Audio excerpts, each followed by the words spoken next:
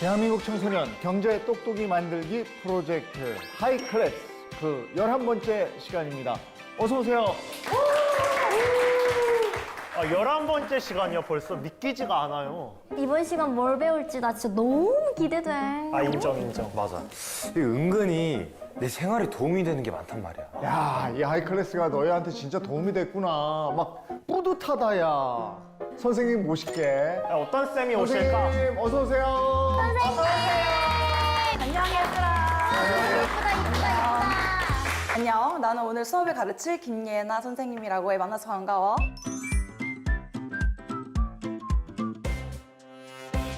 이번 시간에는 최근 여러분들 사이에서 이슈가 되고 있는 청소년 도박에 대해서 함께 공부를 해보려고 해. 도박이요? 아니, 저희 학생이에요. 청소년 학생. 무슨 도박이에요? 잘못 찾아오셨네. 그러니까요. 저희가 어떻게 무슨 도박을 해요? 우리는 카지노 같은데 출입도 못 하잖아. 그치. 청소년 도박하니까 뭔가 좀 이상하게 느껴지는데 수업을 들어보면 생각보다 우리 안에 청소년 도박 문제가 심각하구나라는 걸 알 수 있을 거야. 아. 자, 그럼 먼저 도박이라는 게 뭘까? 돈 걸고 하는 게임. 불법으로 합법적이지 않게 이렇게 게임으로 돈 버는 거? 돈을 잃을 수 있는 거. 딸 수도 있잖아.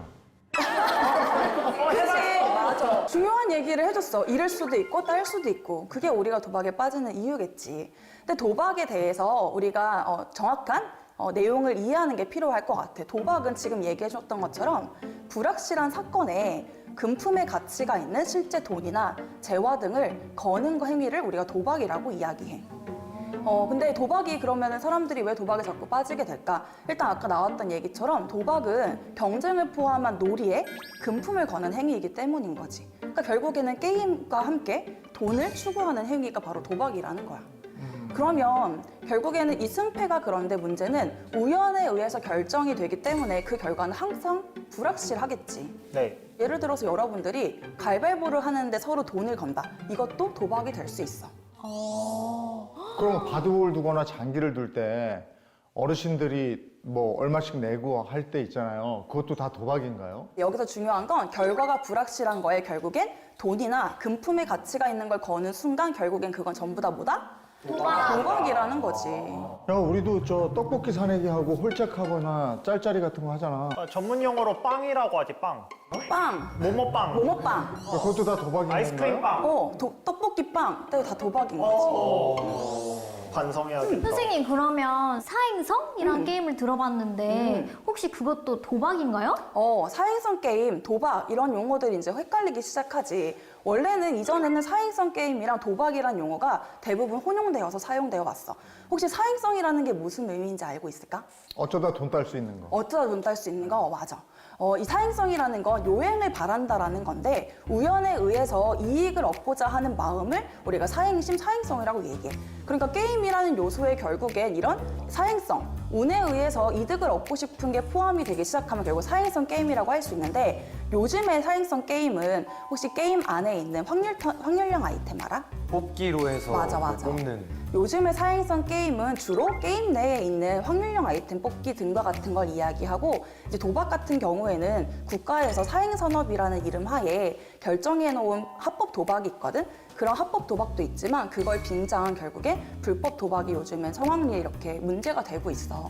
그래서 사행성 게임하고 도박이랑 우연에 의해서 뭔가 이득을 얻으려고 하는 건 동일하지만 요즘에는 조금 용어를 혼용돼서 사용되지 않고 구분해서 사용한다고 이야기할 수 있을 것 같아. 근데 우리 청소년들이 무슨 도박을 그렇게 많이 하나?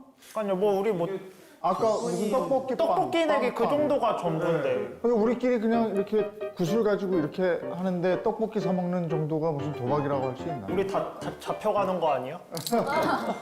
그런데 실제로 청소년 도박이 지금 많이 문제가 되고 있는 상황이야. 조사 이 중에 있나? 누구야? 자수하자. 우리 조용히 하고 있는 거 아니니? 아니야. 많이 좀 따보려고 주식에 이렇게 몰빵을 하긴 했었는데 청소년 교복을 입고 있는데 주식을. 그랬구나. 얘기해봐야 될 건 청소년이 도박을 하면 어떤 문제가 생기는지 여러분들 혹시 알고 있을까? 공부 안 하겠죠? 교우 관계도 틀어질 거고. 소득이 없으니까 불법적으로 돈을 뭐 오, 도둑질 이런 거. 돈의 자금을 불법적으로 하게 된다. 오, 너무 좋은 대답들을 많이 해줬어. 맞아. 이 도박 문제가 정말 다양한 문제들을 우리 안에 불러일으키게 되는데 첫 번째는 방금 이야기 나왔던 것처럼 본인 가족이나 아니면 대인관계 이런 데에서 재정적인 문제나 학습을 결국엔 잘 하지 않는 거 이런 것들 때문에 갈등을 불러일으키게 돼. 그리고 방금 나왔던 얘기처럼 결국엔 돈이 없으니까 돈을 벌기 위해서 불법적인 일들을 하다 보니 이런 법적인 문제까지의 갈등이 생기기도 해서 사실상 이런 도박 문제가 일상생활에 피해를 굉장히 많이 주게 되는데 더 큰 문제는 도박에 한번 빠지면 잘 헤어나올 수가 없다는 거야. 아니 우리 청소년들이 도박 문제가 심각하다 지금 그러셨는데 도대체 우리 청소년들은 무슨 도박을 하고 있다는 거예요?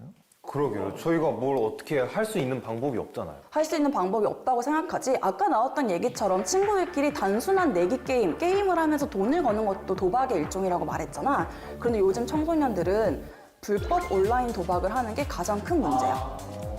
불법 온라인 도박. 저희가 그런 거를 막 들어가서 할 수가 있어요? 요즘에는 스마트폰을 이용해서 아주 단순한 인증 절차를 통해 거의 성인 인증도 하지 않고 바로 도박 사이트에 가입이 가능하거든. 그러니까 청소년들은 불법 온라인 도박 사이트밖에 이용을 못 하거든.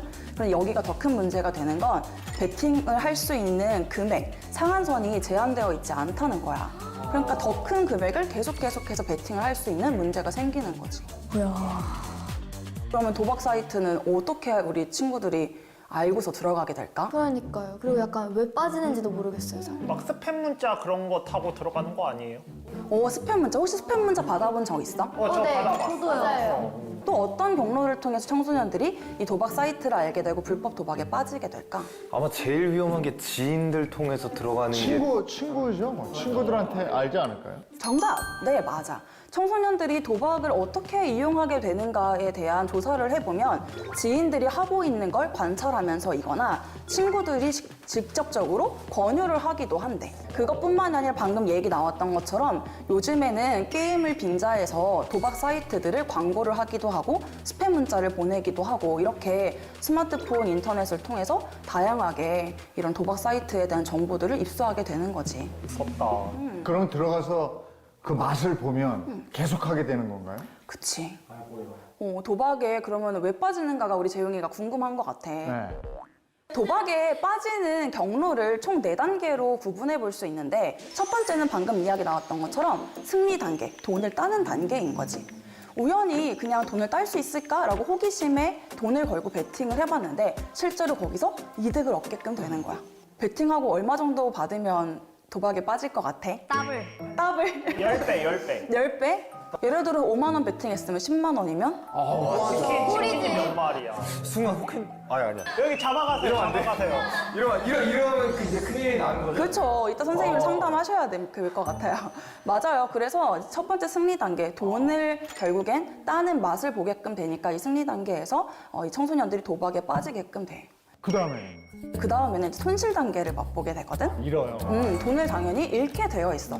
몇 번의 승리 경험을 맛본 뒤에 나 도박 잘하나 보다. 나 도박으로 돈 딸 수 있나 보다 라고 생각을 하게 되지만 이때부터는 습관적으로 도박에 집착을 하게 되는데 여기서 중요한 건 돈만 잃는 게 아니야. 학업에도 시간을 뺏기고 결국엔 돈을 잃게 되니까 빚도 계속 늘어나기 시작하고 이런 문제들이 계속 생기게끔 돼. 근데도 계속 한다는 거예요? 근데도 계속 하는 거지.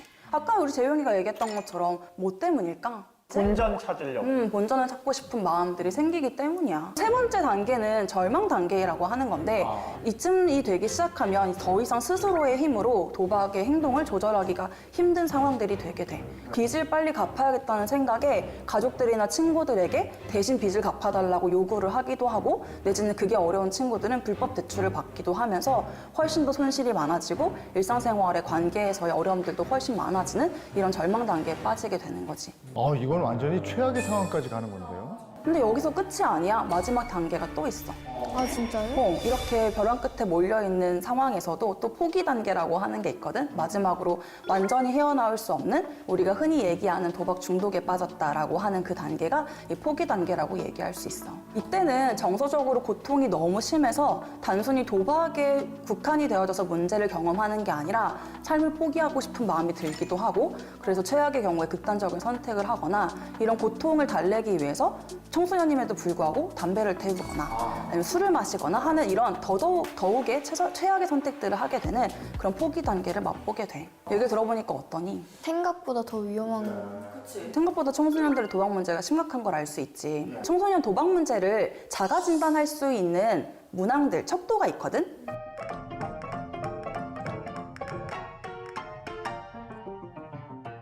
다행히도 우리는 모두 초록불이라고 나왔어. 선생님 이거 색깔별로 또 결과가 다 다른 거예요? 맞아요. 이게 총 색깔이 3가지로 구분되거든?